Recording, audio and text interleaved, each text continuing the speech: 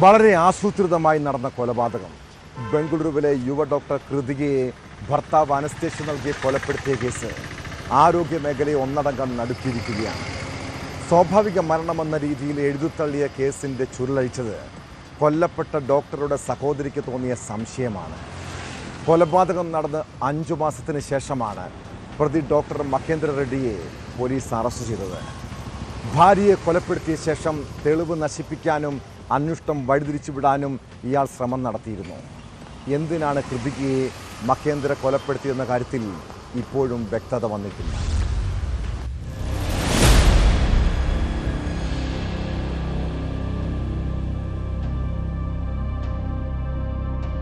കഴിഞ്ഞ ഏപ്രിലിലാണ് ഡോക്ടർ കൃതികയെ വീടിനുള്ളിൽ ദുരൂഹ സാഹചര്യത്തിൽ മരിച്ച നിലയിൽ കണ്ടെത്തിയത്.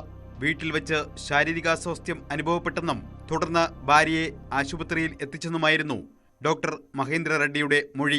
സംശയാസ്പദമായ സാഹചര്യത്തിൽ കാനൂല സെറ്റും ഇഞ്ചക്ഷൻ സെറ്റും മറ്റ് ചില മെഡിക്കൽ ഉപകരണങ്ങളും പരിശോധനയിൽ കണ്ടെടുത്തു.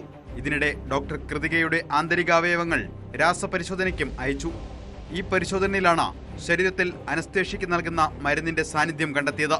എന്നാൽ എല്ലാം അറിഞ്ഞിട്ടും ഒന്നും സംഭവിക്കാത്ത മട്ടിലായിരുന്നു പ്രതിയുടെ പെരുമാറ്റം.